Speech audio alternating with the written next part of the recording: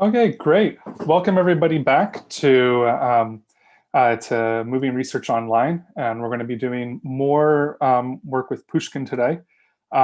So I know that originally I announced that we were going to be working on deploying to AWS today, and we've decided to push that back for a few reasons.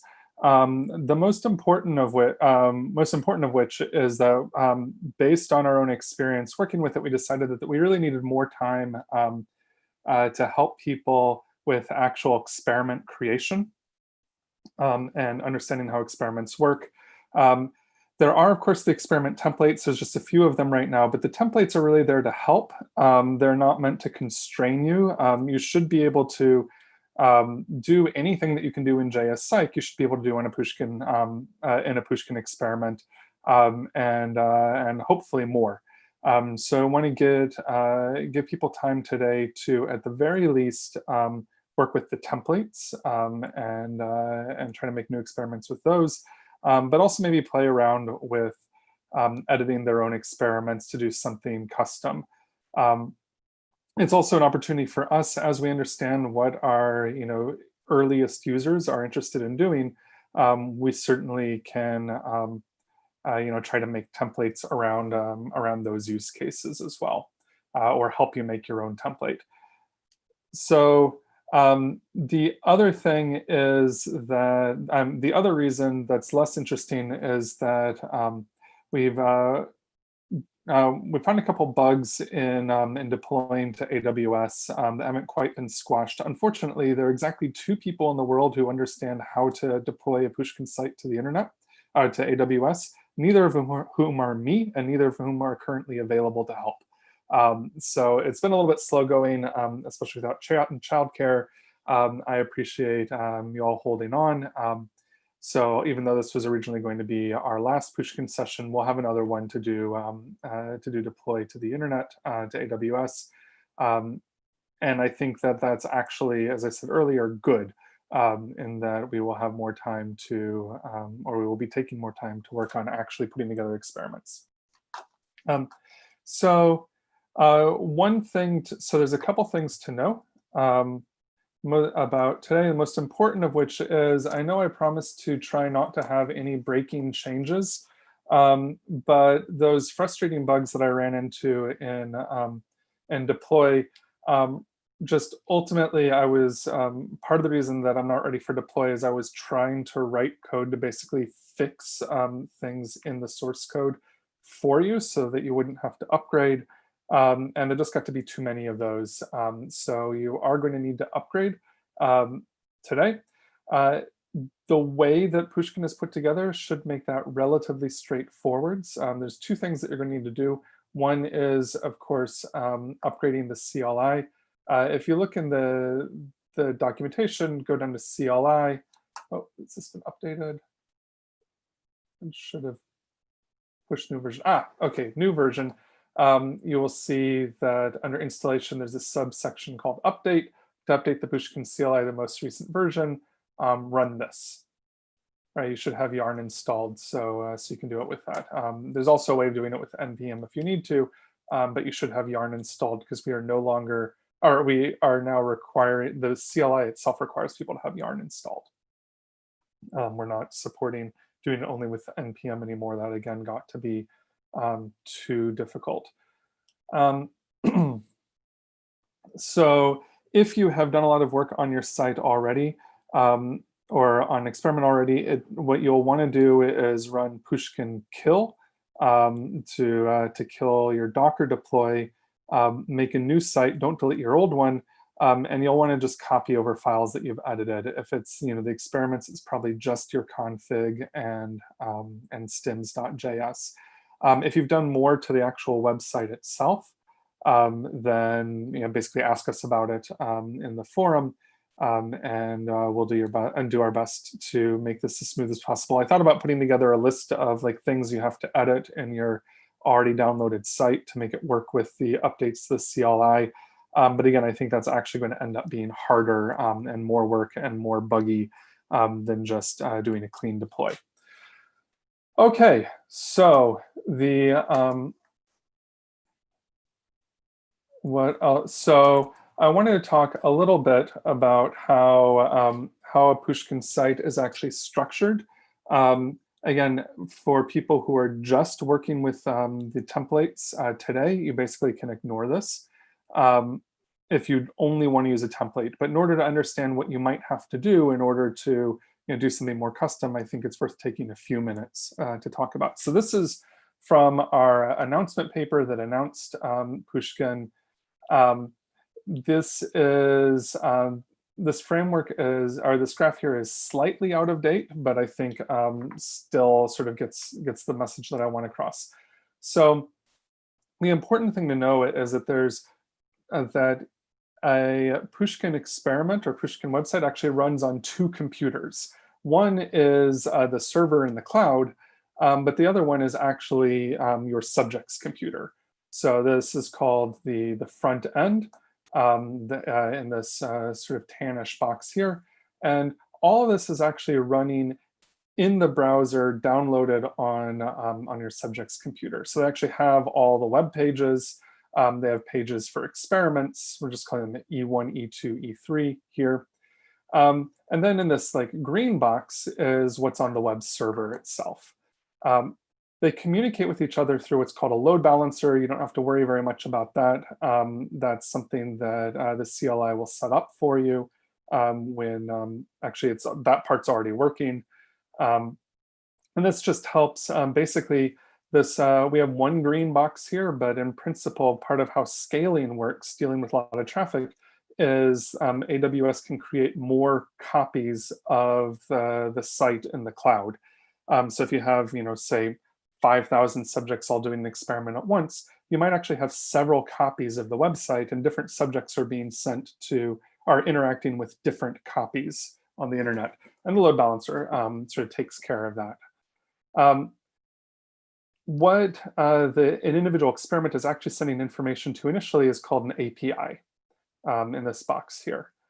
So the API is going to have basically a set of commands that can be called by anybody with an internet connection, right? So you can just say, please Pushkin website, do this thing for me. And there's a list of commands that are actually in the API. For all of our experiment templates, you have an already configured API. There's actually something called Pushkin API, which is basically just like a default API that gives you a few sort of obvious things like start experiment or insert data, insert username, get results, things like that. That gets passed when the API gets that command. It packages it up. You may have some processing you want to do there. For the default, it doesn't actually do that much. It just packages up and sends it to a queue. We use RabbitMQ, which has been the bane of my existence lately, but ultimately is super helpful. What it is basically a very large text file, which is just a list of things that need to be done. So the API adds something to that list, and then there are various workers that are listening to the list that then do things when the list do things. So each experiment, what's crucial right now to know is each experiment has its own worker. So the worker is, reading the queue, and anytime it sees, so if you have an experiment called E1, anytime it sees, a command that says like E1, please do X, Y, and Z, the experiment worker for E1 notices that and does what it was asked to do, which may be writing data to the database. It may be reading data from the database and sending it back.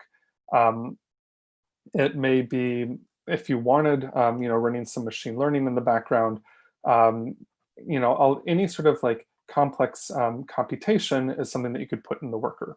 Again, for the experiment templates we have, the experiment workers don't do anything particularly exciting right now. They're really just reading and writing from the database.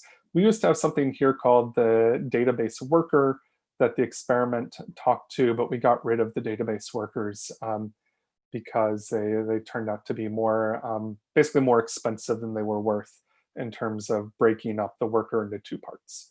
So now there's only an experiment worker, and it writes straight to the database.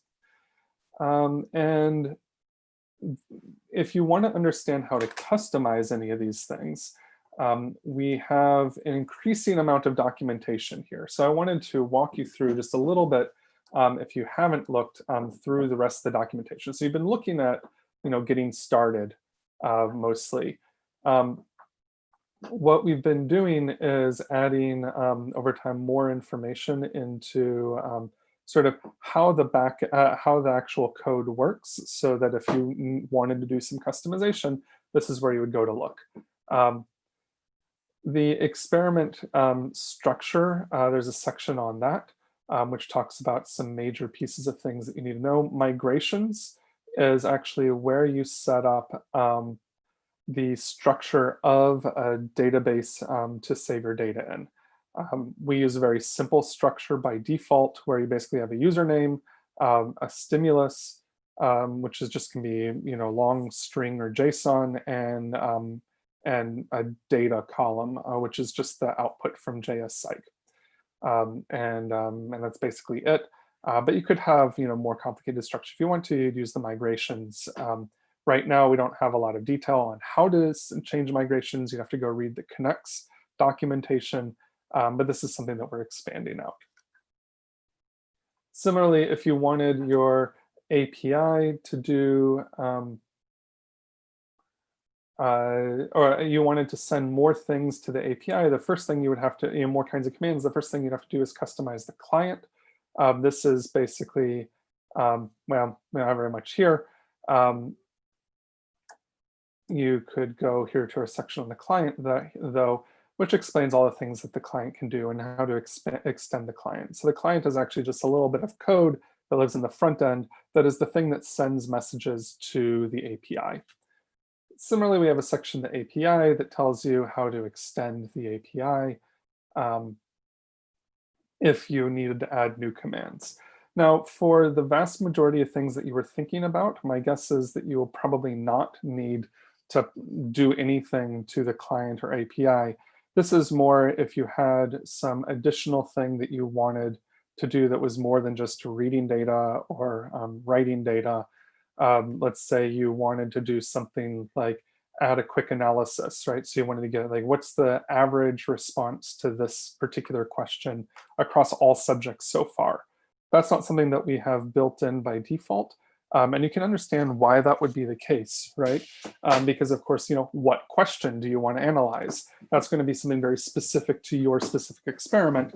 You would need to basically write a command in the worker and have a way of, and write a command for the client and the API that basically lets your experiment tell the client to tell the API to tell the worker to do that analysis and send the results back. And we will be, right now we have basically documentation with, here are the various commands that you can use. We will be adding over time worked examples. How quickly we get to the worked examples is really going to be in part a function of when people start asking us questions that require and answering, explaining to people how to do this stuff. The other piece of the other two things I want to point out in the documentation is there's a decent amount of information here in modifying site template to tell you how to sort of change around your site, right? So we have a few pages enabled by default. If you want to, I'm a little concerned that it even says this. That I think is, okay, yeah, great, okay, good. I was worried that I was going to have you, I was worried this was out of date. No, okay, so this is up to date. I'll tell you how to, change your about page.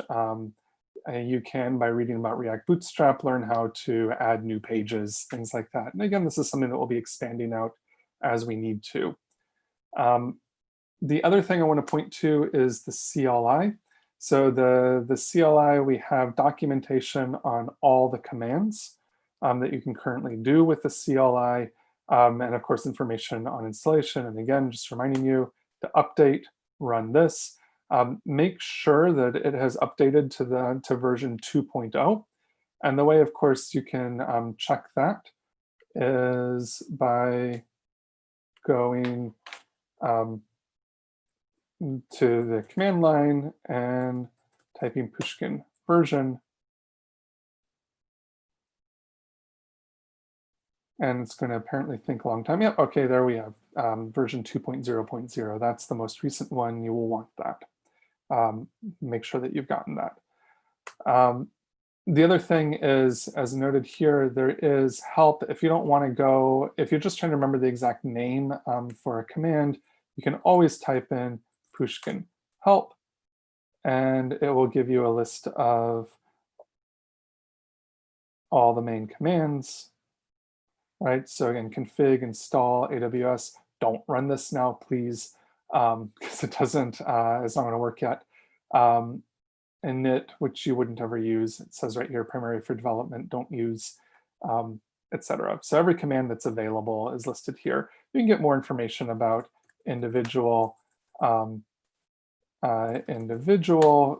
commands by just typing in that command, and also help.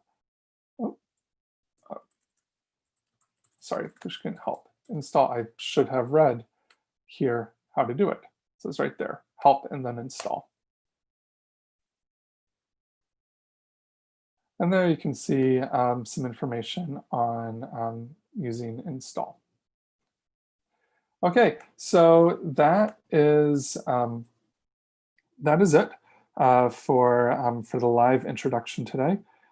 Again, I don't necessarily anticipate a lot of people are going to need to be customizing experiments today.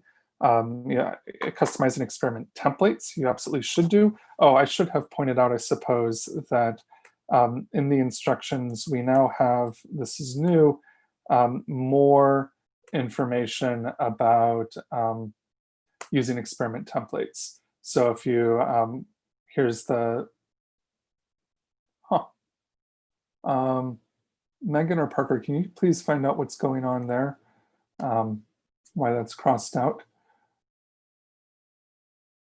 Just reload, make sure it's not an issue. Anyway, when you click on one, not only is there some background information about it, there is a worked example of how to actually change the stimuli or change the config settings for an experiment using that template. So anyway, that's what I recommend that you work on today. Start with the templates, or if you're feeling advanced, start trying to build an experiment from scratch. If you're building it from scratch, I'd basically use the basic template, which is a bare bones experiment, just waiting for you to type in the rest. Okay, that is it. We will be on the forum. To remind you, the forum is at, if you go to, Moving Research Online,